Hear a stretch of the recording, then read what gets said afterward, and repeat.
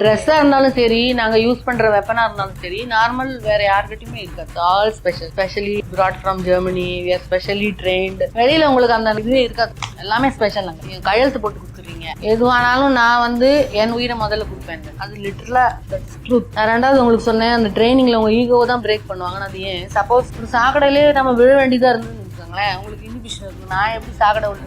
But நீ உயிரை காப்பாற்றணும்னு நீ சொன்னதுனால அந்த டைம்ல நீ எதுவும் யோசிக்க மாட்டேன். சாக்கடை இருந்தாலும் பரவாயில்ல, நீ விழுந்து காப்பாத்துவே. இல்ல நீ எங்கேருந்தோ உனக்கு வருதுன்னு தெரிஞ்சதுன்னா நீ முன்னாடி வந்து அந்த இதை நீ எடுத்துக்கணும். அதுக்குதான் அவங்களை ப்ரிப்பேர் பண்றாங்க. ஸோ அதனாலதான் அவங்க டஃப் டியூட்டி. அந்த 8 ஹவருங்க, ஹை ஆன்சைட்டி. இந்த காலத்துல எல்லாரும் எனக்கு தெரிஞ்சு நரம்பு எடுத்து செத்துருவாங்கன்னு நினைக்கிறேன். அவ்வளோ ஹை ப்ரெஷர் டியூட்டி. அந்த 8 ஹவர்ல நீங்க எதுவுமே யோசிக்க மாட்டீங்க.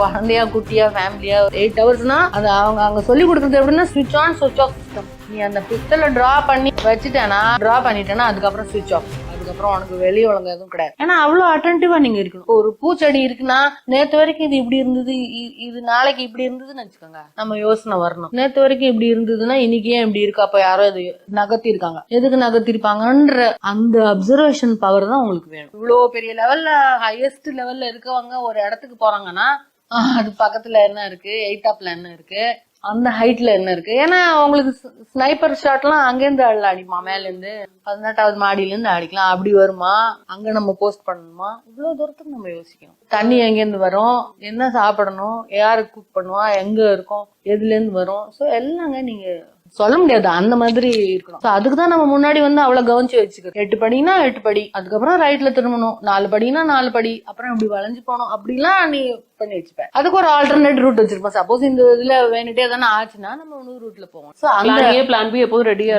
இருக்கும். அண்ட் ரெண்டாவது அந்த close quarter 1, layer 2, layer 3, layer 4 இருக்கிற மாதிரி லேயர் 1 and 2 எப்போதுமே அவரோட ஸ்பெஷல் ப்ரொடெக்ஷன் குரூப் தான் இருக்கும். I was the first lady to be inducted there.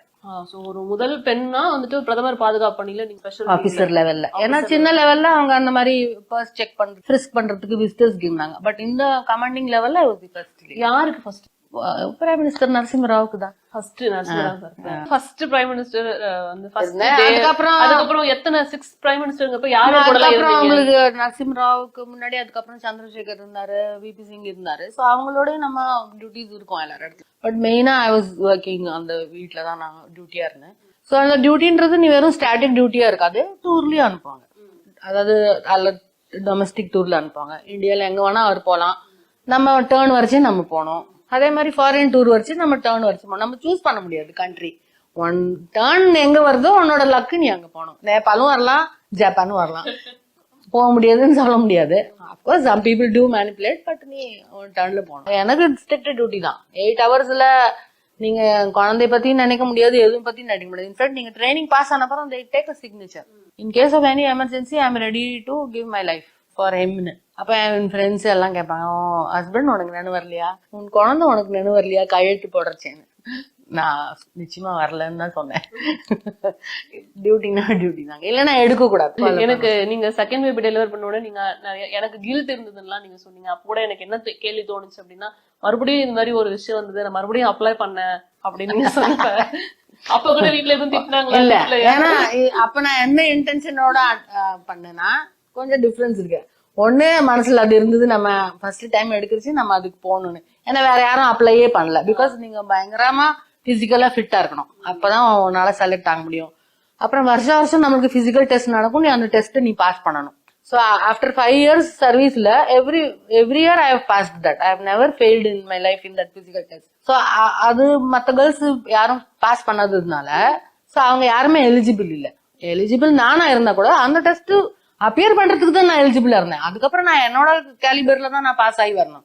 அங்கெல்லாம் வந்து உங்களுக்கு தனி ரூல் கிடையாது கேர்ள்ஸ் பாய்ஸ்னு. இப்ப நீங்க செலக்ட் ஆனதுக்கு அப்புறம், இந்த பொசிஷனுக்கு செலக்ட் ஆனதுக்கு அப்புறம் என்ன மாதிரி ரியாக்ஷன் இருந்தது வீட்டுல? I was already நம்ம டெல்லிக்கு வந்தாச்சு. அப்ப my husband was so nice. He was working in Reserve Bank. He was a Ranji Trophy cricket player. Reserve Bankல அவர் வேலை பண்ணியிருந்தாரு. அவர் எல்லா சீனியாரிட்டியும் விட்டுட்டு அவர் ஃபர்ஸ்ட் பையனோட இங்க வந்து என்கிட்ட சேர்ந்துட்டார். அவர் தான் use to look after as a commander. நான் இங்க அங்க டூர்ல போனா கூட ஸோ ஃபேமிலி ஒரு இடத்துல இருந்தது. ஸோ அதுக்கு அவரு அந்த அவர் சப்போர்ட் இருந்தது. இல்ல நான் எங்கங்க இல்ல நீங்க ஃபர்ஸ்ட் அத போடும்போது உங்களுக்கு எப்படி இருந்தது அந்த ஃபீல்? டிஸ்கிரைபே பண்ண முடியாது. அதாவது அந்த ஒரு 8-12 வீக் ட்ரைனிங்க முடிக்கிறதே பெரிய விஷயங்க. அந்த 12 வீக்ஸ் ஏன்னா 40 கிலோமீட்டர் ஓட வைப்பாங்க ரோட்ல. அதுவும் இந்த மெட்டல் ரோட்ல ஓட வைக்கிறச்சு இந்த முட்டி எல்லாம் இப்போ காலியா போனது அதனாலதான் அவ்வளவு ட்ரைனிங்ல. பட் அந்த லாஸ்ட் டே அந்த பாஸ் அவுட் ஆகி அவங்க கையில சர்டிபிகேட் குடுக்கறச்சு அப்பா நம்ம கூட வெளியில வந்துட்டோன்னு அந்த இதே சொல்ல முடியாது.